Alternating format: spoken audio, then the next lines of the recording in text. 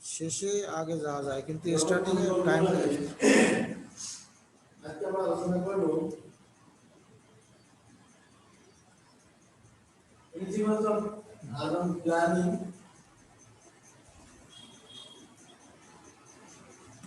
অর্থাৎ আসসালামু আলাইকুম ছাত্রছাত্রীবৃন্দ। জীববিজ্ঞান প্রথম পত্রের দ্বিতীয় অধ্যায় কোষ ও কোষের বিভাজন। জীববিজ্ঞান প্রথম পত্র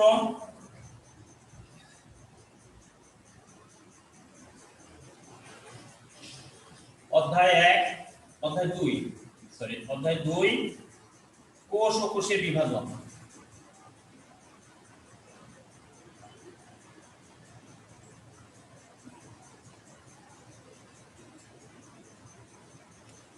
কোষ বিভাজন সম্পর্কে আমরা জানব। প্রথম অধ্যায় করছিলাম কোষের গঠন, এখন কোষের বিভাজন, সেই বিষয় সম্পর্কে আমরা আলোচনা করব। কোষ কি আমরা জানি, কোষ হচ্ছে জীবদেহের গঠন ও কার্যকারী একককে কোষ বলে। একটা মানুষের দেহে প্রাপ্ত বয়স্ক মানুষ, তার যদি ওজন 80 কেজি হয় তাহলে তার দেহে কোষ আছে 100 trillion, 10 to the power 14, 100 trillion কোষ আছে। সেই কোষ কিভাবে বিভাজিত হয়েছে সেই বিষয় সম্পর্কে আমরা আলোচনা করব, যে কোষ বিভাজন কাকে বলে। আমরা জানবো এখন কোষ বিভাজন।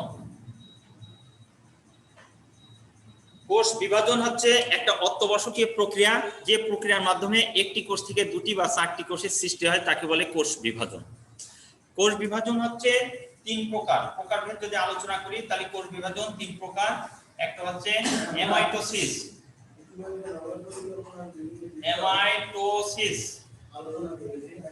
একটা হচ্ছে মাইটোসিস, আর একটা হচ্ছে মায়োসিস।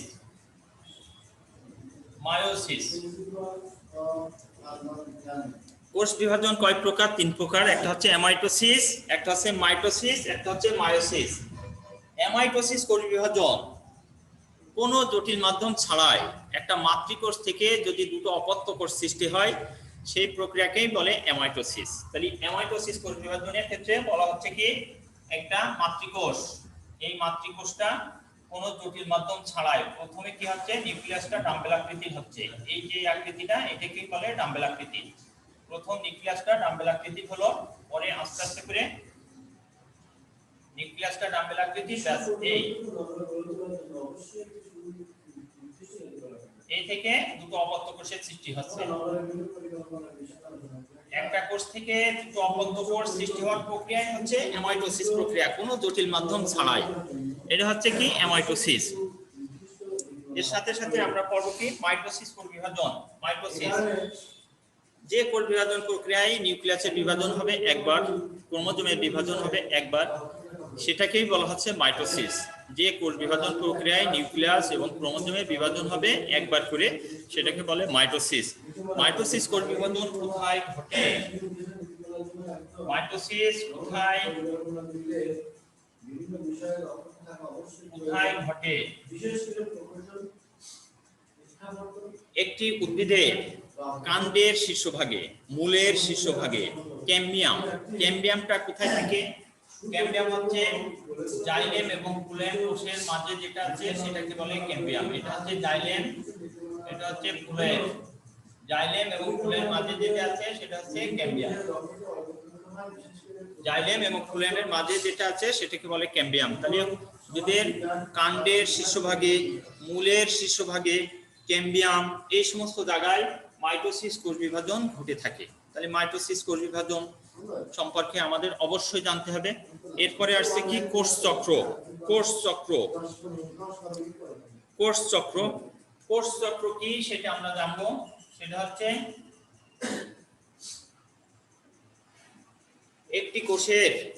একটি কোষের সৃষ্টি, বৃদ্ধি, পরবর্তীতে বিভাজন। হাওয়ার্ড ও পেল্ক নামক 2জন বিজ্ঞানী কোষ চক্রের প্রবর্তক হলো। হাওয়ার্ড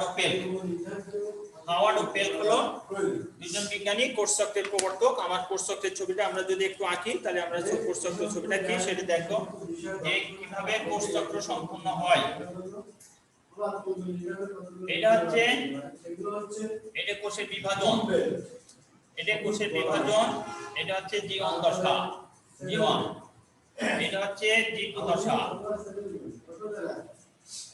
এটা হচ্ছে এস দশা, জি1 দশা, এস দশা, জি2 দশা। এটা হচ্ছে মাইটোসিস বিভাজন, ইন্টারফেজ প্রস্তুতি পর্যায়, ইন্টারফেজ বা প্রস্তুতি পর্যায়, আর এটা হচ্ছে বিভাজন পর্যায়। তাহলে জি1 পর্যায় 30 থেকে 40% সময় ব্যয় হয়, আর এখানে হচ্ছে 30 থেকে 50% সময় ব্যয় হয়, এখানে 10 থেকে 20% সময় ব্যয় হয়, এখানে 5 থেকে 10% সময় ব্যয় হয়। এটা হলো মাইটোসিস বিভাজন, prophase, prometaphase, metaphase, anaphase, telophase. এটা হচ্ছে কি বিভাজন।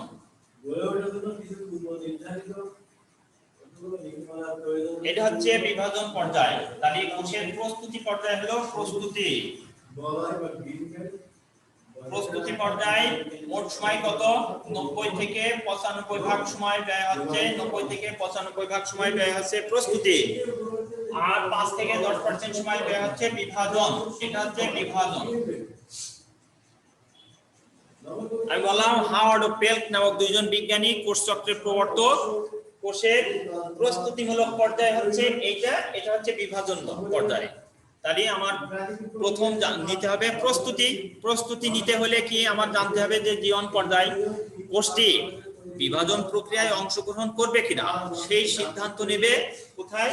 জি1 পর্যায়। যদি বিভাজন প্রক্রিয়ায় অংশগ্রহণ করে, তাহলে বিভাজন প্রক্রিয়ায় যদি অংশগ্রহণ করে, তাহলে আমার সেই প্রস্তুতি তখন কি করবে? প্রোটিন, ডিএনএ, আরএনএ এগুলো কি প্রস্তুতি তৈরি করা। পরে বলছে ডিএনএ রেপ্লিকেশন, অর্থাৎ যদি একটা ডিএনএ থেকে তার অনুরূপ দুটো ডিএনএ তৈরি করার যে প্রক্রিয়া তাকে বলে রেপ্লিকেশন। সেই রেপ্লিকেশন হবে কত?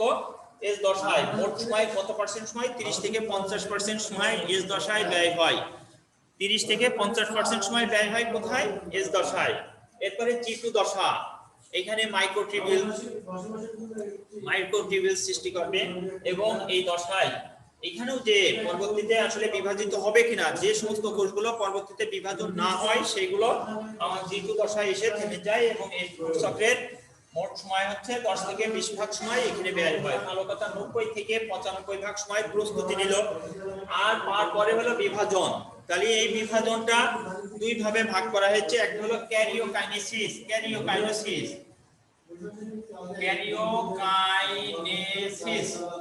নিউক্লিয়াসের বিভাজনকে বলে ক্যারিওকাইনেসিস, সাইটোপ্লাজমের বিভাজনকে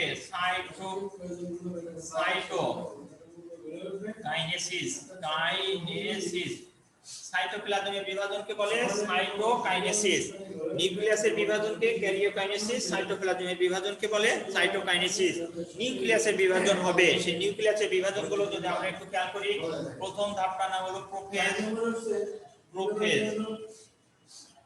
দ্বিতীয় ধাপ প্রোমেটাফেজ,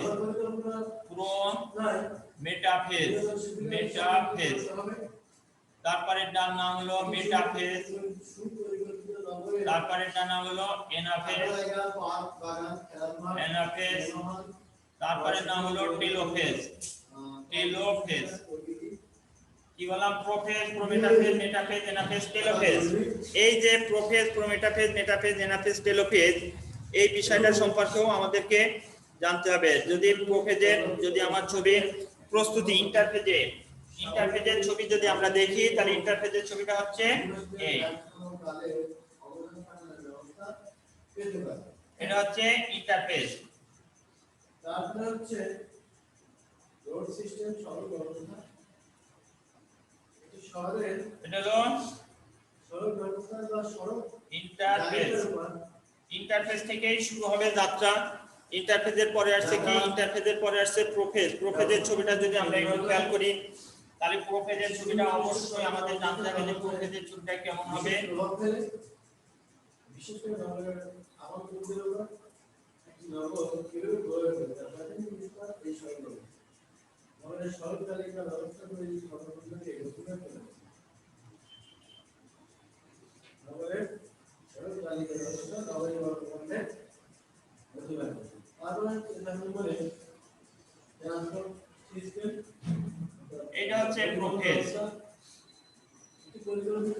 প্রোফেজ। প্রোফেজ ধাপে আমার কি ইন্টারফেজের পরে যে প্রোফেজ জলের বিয়োজন হবে, ক্রোমাটিন তন্তুগুলো অপেক্ষাকৃত মোটা এবং খাটো হবে। আর কি হবে? মোটা এবং খাটো হবে এবং সেটি ইলেকট্রনিক মাইক্রোস্কোপে ক্রমান্বয়ে মোটা খাটো যখন হচ্ছে তখন সেটাকে দৃষ্টিগোচর হবে। তাহলে আমার প্রথম যে প্রোফেজ, তারপরে প্রোমেটাফেজের ছবিটা যদি আমরা দেখি তাহলে দুটো মেরু সৃষ্টি হবে। এখানে বলতে এই ধাপের শেষের দিকে এটার নাম নিউক্লিওলাস আর এটার নাম নিউক্লিয়াস এনভেলপ। এটা হলো বিলুপ্ত প্রায় হবে, এটা হচ্ছে বিলুপ্তি প্রায় হবে। পরের ধাপে যদি আমরা আরেকটু খেয়াল করি তাহলে দুটো মেরু সৃষ্টি হলো। এই মেরু থেকে এই মেরু ট্র্যাকশন ফাইবার, এই মেরু থেকে এই মেরু হচ্ছে ট্র্যাকশন ফাইবার। ট্র্যাকশন ফাইবার 7 নম্বরে যে ব্যবহৃত অঞ্চল অবশ্যই এই নির্দিষ্ট কতগুলি অঞ্চলে এই নিউক্লিওলাসের আস্তে আস্তে লুপ্ত প্রায় হবে। বাণিজ্যিক এলাকা এই ট্র্যাকশন ফাইবারের সেন্ট্রোমিয়ারের অবস্থান হবে এখানে। এবং যেসব জন্তুগুলো নিয়ন্ত্রণের সাথে প্রয়োজন ব্যবহৃত অঞ্চলে অভিষেকন। তাহলে আমার এইটার নাম হলো প্রোমেটাফেজ। স্থানীয় সমস্যা প্রোমেটাফেজ ধাপ, প্রোমেটাফেজ ধাপের যে বর্ণনা আমরা দেব সেখানে বলতে দুটো মেরু সৃষ্টি হবে, একটা মেরু থেকে আরেকটা মেরু ট্র্যাকশন ফাইবার। এই স্পেন্ডল যন্ত্র এই ধাপের শেষের দিকে যখন আসবে নিউক্লিও এনভেলপ নিউক্লিওলাস লুপ্তপ্রায়, নিউক্লিয়াস এনভেলপ নিউক্লিওলাস। এটা হচ্ছে নিউক্লিয়াস এনভেলপ, এটা নিউক্লিওলাস লুপ্তপ্রায়। আর ট্র্যাকশন ফাইবারের সেন্ট্রোমিয়ারের অবস্থান হবে ট্র্যাকশন ফাইবারে। জলের বিয়োজন হবে, এখানেও ক্রোমাটিন তন্তুগুলো অপেক্ষাকৃত আরো মোটা এখানে দেখা যাবে। এটার নাম হলো প্রোমেটাফেজ। প্রোমেটাফেজ। এরপরে বলছে মেটাফেজ। মেটাফেজ পর্যায়ে এসে আমার কি হবে? এই অঞ্চলটার নাম হলো বিষুবীয় অঞ্চল। এই অঞ্চলটার নাম হচ্ছে বিষুবীয় অঞ্চল। তার পূর্বে একটি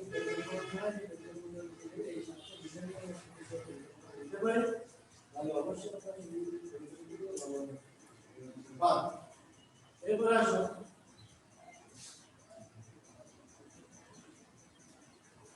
problems of urban planning in Dhaka. এটা হচ্ছে এই অঞ্চলটার নাম হচ্ছে বিষুবীয় অঞ্চল। তাহলে আমার সেন্ট্রোমিয়ারের অবস্থান হবে কোথায়? বিষুবীয় অঞ্চল বরাবর সেন্ট্রোমিয়ার। যদি আমার এই বিষুবীয় অঞ্চল বরাবর সেন্ট্রোমিয়ারের অবস্থান না হয় তাহলে ছবিটি অবশ্যই ছবিটা সঠিকভাবে আঁকতে হলে সেন্ট্রোমিয়ারের অবস্থান হবে বিষুবীয় অঞ্চল বরাবর। এই ধাপে এসে আমার নিউক্লিওলাস নিউক্লিয়াস এনভেলপ কোনটাই আর উপস্থিতি থাকবে না, পূর্ণ বিলুপ্তি হবে। এবং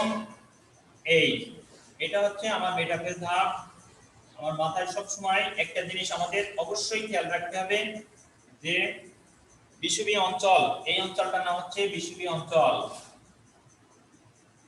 বিষুবীয় অঞ্চল বরাবর সেন্ট্রোমিয়ারের অবস্থান এবং ট্র্যাকশন ফাইবার স্পেন্ডেল তন্ত্র, ট্র্যাকশন ফাইবার এবং স্পেন্ডেল তন্ত্র হচ্ছে এটা ট্র্যাকশন ফাইবার, এটা স্পেন্ডেল তন্ত্র সেটা। আর এই একটা মেরু, একটা মেরু। এখানে কি নাই? নিউক্লিওলাস নিউক্লিয়াস এনভেলপ সম্পূর্ণভাবে বিলুপ্তি এখানে আর এসে থাকে না। নিউক্লিওলাস নিউক্লিয়াস এনভেলপ সম্পূর্ণভাবে বিলুপ্তি হয়ে যায়। ভালো কথা। এরপর আছে অ্যানাফেজ ধাপ। এই ধাপের শেষের দিকে, এই ধাপের শেষের দিকে আসলে কি সেন্ট্রোমিয়ারের বিভাজন হবে। তাহলে আমি যদি এই ছবিটা ঠিক এইভাবে দিই, এখান থেকে সেন্ট্রোমিয়ারের বিভাজনে আস্তে আস্তে মেরুমুখী যাত্রা করবে। সেন্ট্রোমিয়ারের বিভাজনে মেরুমুখী যাত্রা করবে। ঢাকা নগরীর পরিকল্পনার প্রধান সমস্যা হচ্ছে আবাসিক সমস্যা। আর ঢাকা নগরের বর্তমান জনসংখ্যা এখানে সেন্ট্রোমিয়ার কি হবে? মেরুমুখী যাত্রা করবে। এই যে 320 বর্গ মাইল। এখানে হচ্ছে এই অল্প পরিসরে সেন্ট্রোমিয়ার, সেন্ট্রোমিয়ারকে বলে অগ্রগামী আর বাহুদ্বয়কে বলে অনুগামী। সম্ভব হবে না। তাছাড়া অধিকাংশ সেন্ট্রোমিয়ারকে অগ্রগামী, বাহুদ্বয়কে বলে অনুগামী। এটা হচ্ছে কি অ্যানাফেজ ধাপ। ইংরেজি বর্ণমালা VLJI আকৃতির মতন দেখাবে। এই ধাপে এসে ইংরেজি বর্ণমালা VLJI আকৃতির মতন দেখাবে। এখানেও বলা হয়েছে জলের বিয়োজন হবে, ক্রোমাটিন তন্তুগুলো অপেক্ষাকৃত আরো মোটা এবং খাটো হবে। এখানেও কি নিউক্লিয়াস এনভেলপ নিউক্লিওলাস, আমার নিউক্লিয়াস এনভেলপ নিউক্লিওলাস কি মেটাফেজেও ছিল না, এখনো নাই। সেন্ট্রোমিয়ার ছিল 4টে, মেটাফেজে এখানে হচ্ছে সেন্ট্রোমিয়ার হচ্ছে 8টি। সেন্ট্রোমিয়ারের বিভাজনে সেন্ট্রোমিয়ার হচ্ছে কয়টি? 8টি। এবং সেগুলো কি মেরুমুখী যাত্রা করছে। এটা হচ্ছে মেরু। সেন্ট্রোমিয়ারকে অগ্রগামী, তার পিছন যাচ্ছে বাহু, বাহুদ্বয়কে বলে অনুগামী। তাহলে অগ্রগামী এবং অনুগামী, তাহলে সেটা ছিল মেটাফেজ, এটা ছিল মেটাফেজ, এটা হলো অ্যানাফেজ। এরপরে যে ছবিটা আমরা দেখবো সেটা হচ্ছে টেলোফেজের ছবি। টেলোফেজের ছবিটা যদি আমরা এখানে আঁকি, এখানে যদি টেলোফেজের ছবি এখানে দিই, তাহলে টেলোফেজের ছবি যদি এখানে দিই, তাহলে এখানে আমরা একটু খেয়াল করবো যে এখানে আবার সেই জলের যোজন হবে, নিউক্লিয়াস এনভেলপের আবির্ভাব হবে, জলের যোজন হবে, ক্রোমাটিন তন্তুগুলো অপেক্ষাকৃত মোটা এবং খাটো হবে।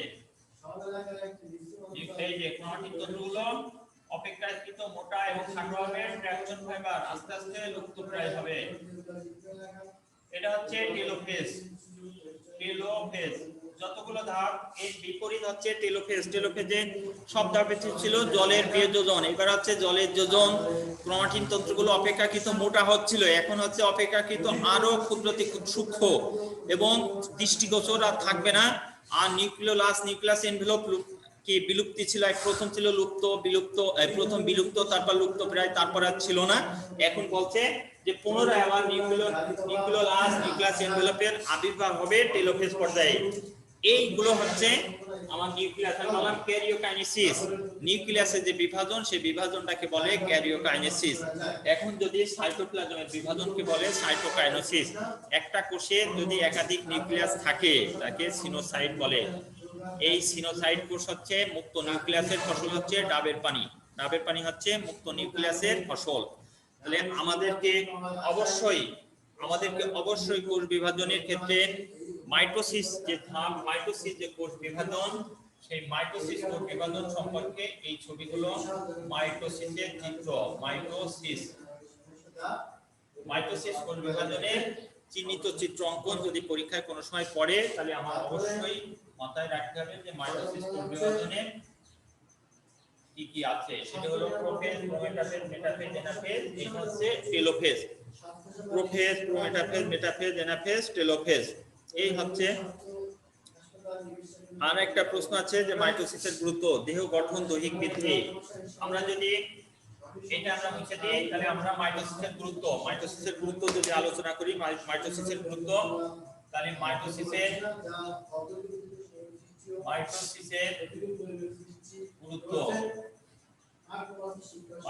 গুরুত্ব 1 নম্বর পয়েন্ট হচ্ছে দেহ গঠন ও দৈহিক বৃদ্ধি। দেহ গঠন ও দৈহিক। 1 নম্বর পয়েন্ট দেহ গঠন, তার মানে প্রত্যেকটা উদ্ভিদের বা প্রাণীর দেহ গঠন, দৈহিক বৃদ্ধিতে তোমার মাইটোসিস গুরুত্বপূর্ণ ভূমিকা পালন করে। বংশবৃদ্ধি, এককোষী ফিলামেন্টোমোনাসের বংশবৃদ্ধিতেও এই কোষের গুরুত্ব অপরিসীম। তারপরে বলছে ক্ষয়প্রণ, ক্রমাগত ক্ষয়প্রণ।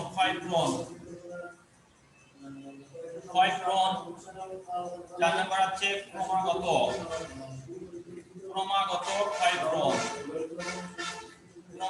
ক্ষয়প্রণ। তারপরে আছে ক্রমাগত ক্ষয়প্রণ, তারপরে পুনরুৎপাদন, গুণগত বৈশিষ্ট্য, স্থিতিশীলতা, অনিয়ন্ত্রিত মাইটোসিস।